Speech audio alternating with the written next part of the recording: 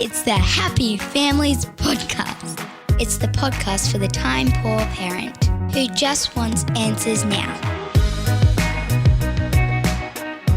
In season 1 of Parental Guidance, I created a bit of a national controversy. There were national news articles written in some of the online publications about one line in particular that I shared. Hudson, did you throw your thong at him?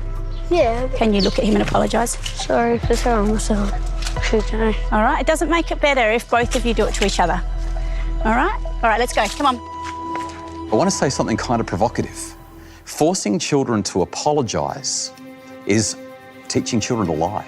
Oh, controversy. Today we're talking about whether or not we should be making our kids apologise when they do the wrong thing to us, to their peers, to their siblings, or maybe they just, break something in the house and they're really emotional about it. Should we be making our kids apologise? Whenever you ask this question, I go straight back to a story that you've told multiple times that just so clearly depicts this in action. This is the one where I fought with my sister in the kitchen. Yes? Yes. All right. Shall I tell it? Tell it.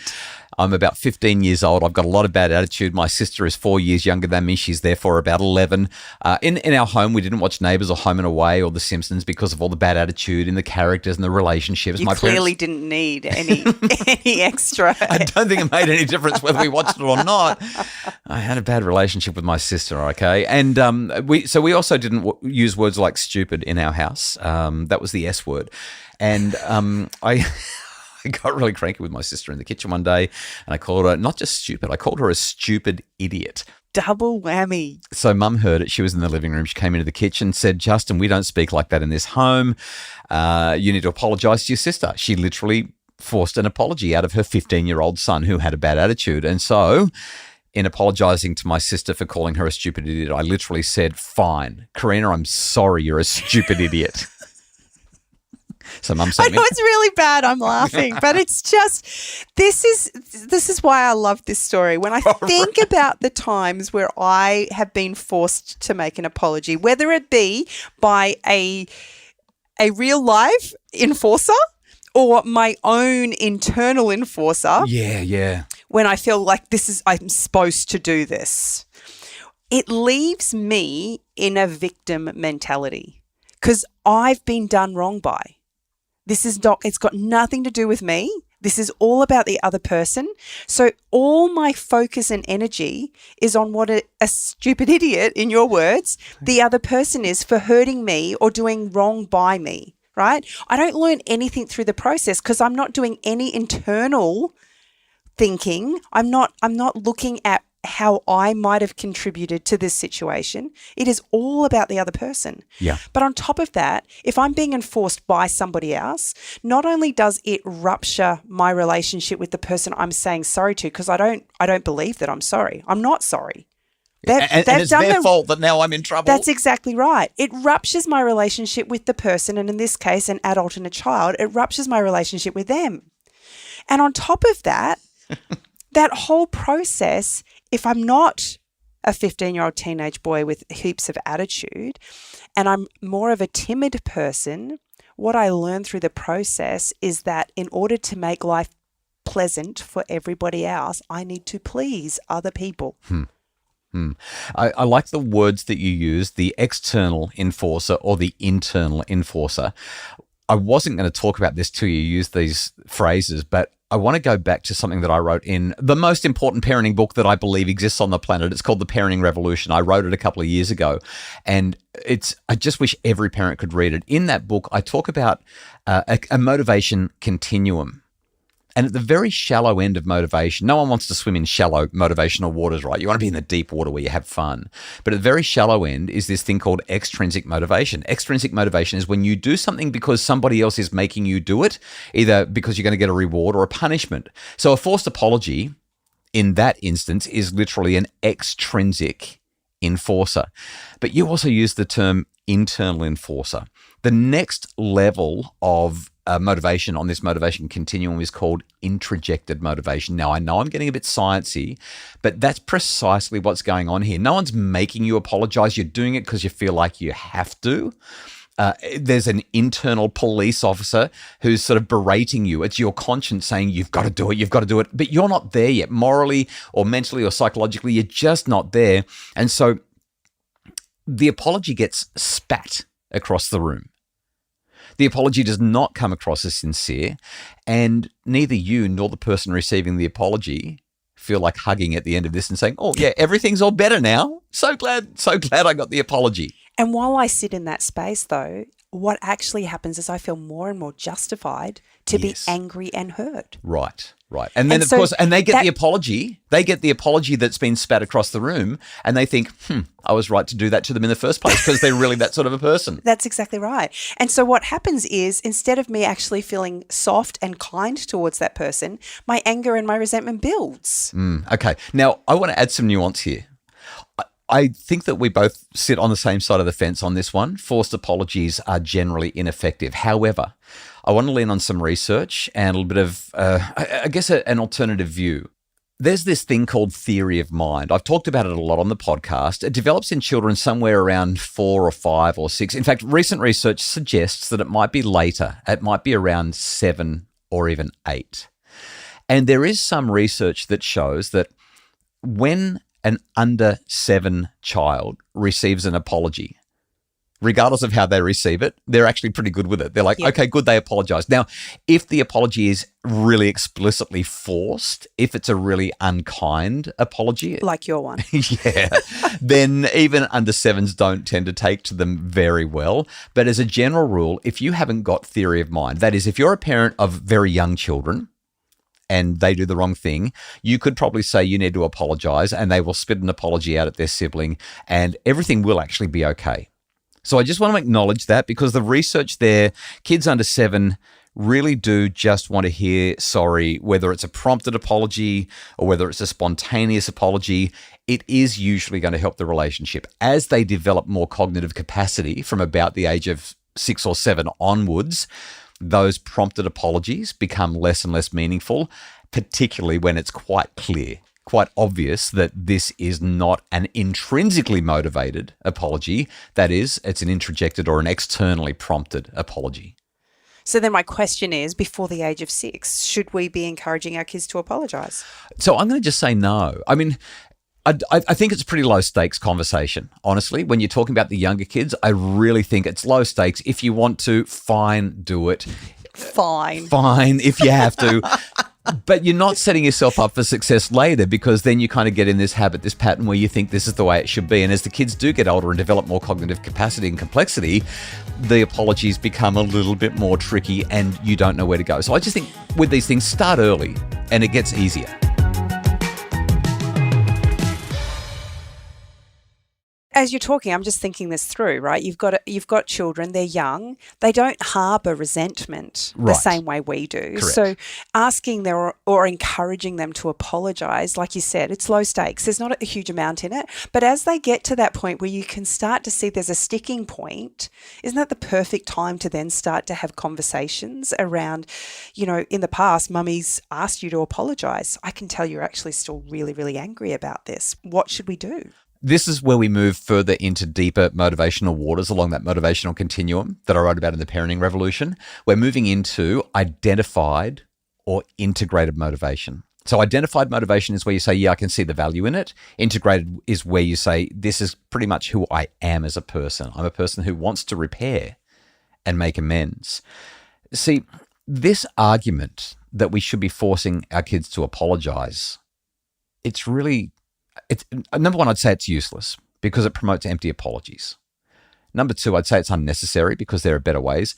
But ultimately, why is the child apologizing when it's under duress, where it's coerced apology? They're apologizing because they want to escape punishment.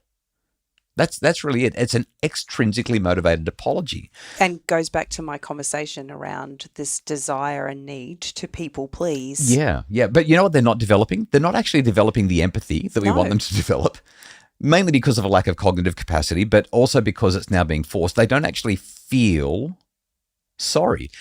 But on top of that, I'm sorry I'm cutting in, but on top of that, they don't feel seen, heard or valued either. Because if you're enforcing me to say sorry, you don't see the hurt You don't see what's happened to me. You don't understand what I'm going through. Yeah. All you see is that I've done something and it's hurt that person, but you didn't see what happened that led me to that, and therefore I feel invisible. You said it before, it makes a victim of the person who is the perpetrator. Yeah. Big problem there. Ultimately, when we do that, it stops them recognizing how their actions are affecting others, because now our actions are affecting them. And it stops them from repairing. You see, effective repair, true repair, making amends is an active process, and it works best when we're in that deeper end of the motivation continuum. I think it's worth unpacking briefly why kids don't want to apologize. What's your take on that? If I'm apologizing for something, then I have to admit that I'm wrong. And if I admit that I'm wrong, then in my mind, I'm not a good person. Right. What I'm hearing you say is an apology comes down to, in some ways, a level of personal pride.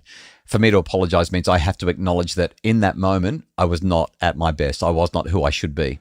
Yeah, and as a 7-year-old, I'm not thinking that, right? Right. What I'm thinking is I'm trying so hard to be a good person, and now I'm getting in trouble for it, and that clearly means I'm not a good person. I have 3 other reasons on top of your very, very clear and important reason. Number 1, I'm still frustrated at the other person.